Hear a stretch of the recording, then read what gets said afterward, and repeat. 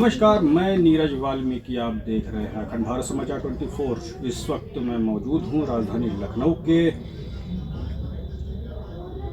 एक अधिवक्ता भाई के पास, जो वरिष्ठ अधिवक्ता हैं, जो आपकी हमारी हमेशा सेवा के लिए तत्पर रहते हैं और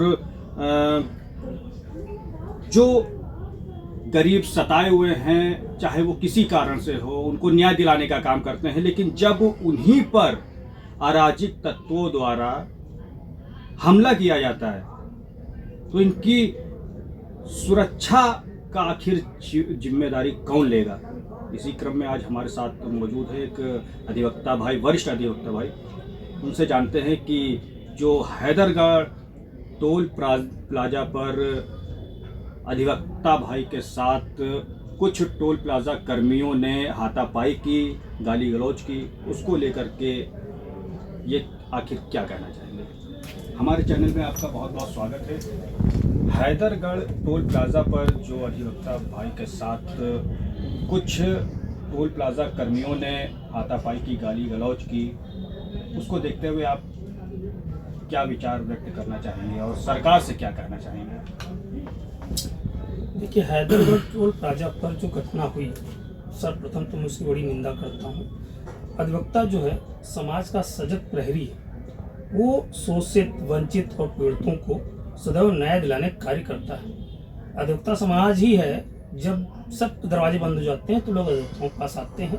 वो दूसरों की लड़ाई निस्वार्थ लड़ता है, उसका उसमें कोई स्वार्थ नहीं। जो टोल प्लाजा पर घटना हुई, अधिवक्ता हमेशा जो बुराइयां हैं या जो गलतियां हैं उनके विरुद्ध आवाज़ उठाता है। वहाँ भी वकील साहब ने उसी के विरुद्ध आवाज़ उठाई कि अगर आपका फास्टैग कार्य नहीं कर रहा है तो डबल पैसा क्यों दिया जाए।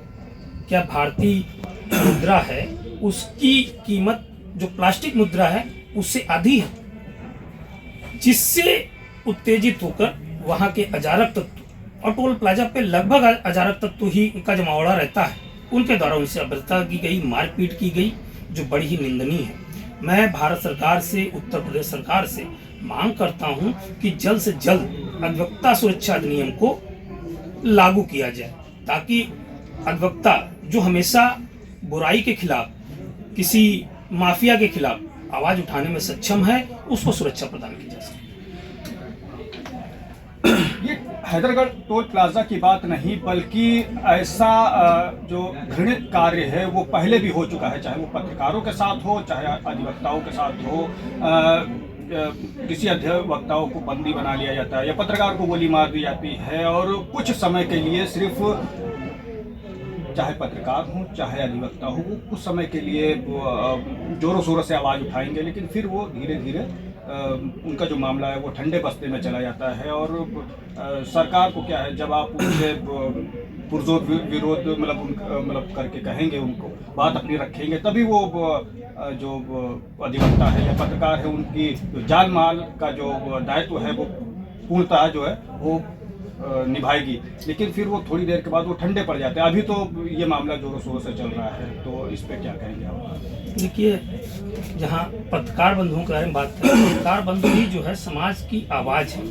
वो भी सरकार की कमियाँ, समाज में बुराइयों के खिलाफ वो भी आवाज़ उठाते रहते हैं, समाज को सजग करते रहते हैं, तो उनकी सुरक्षा भी बड़ी महत्वपूर्ण है। हालांकि सरकार का दायित्व तो है कि प्रत्येक व्यक्ति को सुरक्षा दे, ये जिम्मेदारी सरकार की है। लेकिन जो आवाज़ उठाता है उसकी आवाज़ दबाने की कोशिश सरकारी तंत्र द्वारा भी की जाती है, प्रशासन भी उनके विरुद्ध कार्य करता है। आपने कई ऐसे सोशल मीडिया के माध्यम से आपने कई ऐसे वीडियो देखे होंगे जहां पत्रकार बंधुओं के साथ भी बड़ा अमानवीय व्यवहार किया गया, उनसे बदतमीजी की जाती है। शासन प्रशासन, अगर उनसे कोई आप सवाल करिए तो वो आपकी आवाज़ दबाने की कोशिश करते हैं। लेकिन अधिवक्ता समाज के साथ क्या है कि अधिवक्ता समाज की आवाज़ दबा नहीं पाते हैं, और जैसे कोई घटना होती है, लोग आक्रोशित होते हैं, बस उसमें यह है कि सरकार द्वारा एक आश्वासन दिया जाता है और एक विश्वास आदमी करता है कि नहीं, हमें सरकार ने आश्वासन दिया है तो ये चीज़ें आगे वो होंगी, और आदमी, हम दूसरों की लड़ाइयों में व्यस्त हो जाते हैं, तो हमारी जो अपनी लड़ाई होती है कहीं ना कहीं दब जाती है। ये समाज के प्रति हमारा कर्तव्य है, इसलिए अपनी लड़ाई थोड़ी सी हमारी स्लो हो जाती है। हमने अभी आवाज़ उठाई, अभी घटना हुई, आवाज उठाई, लेकिन हम समाज की लड़ाई लड़ने लगे। अब उस समाज की लड़ाई के लिए वो हमारा जो विरोध है वो कहीं ना कहीं थोड़ा सा क्षीण हो जाता है। ये विषय थोड़ा चिंतनीय है कि इस पर भी हम लोग सोच रहे हैं और इस पर आगे कार्य किया जाएगा।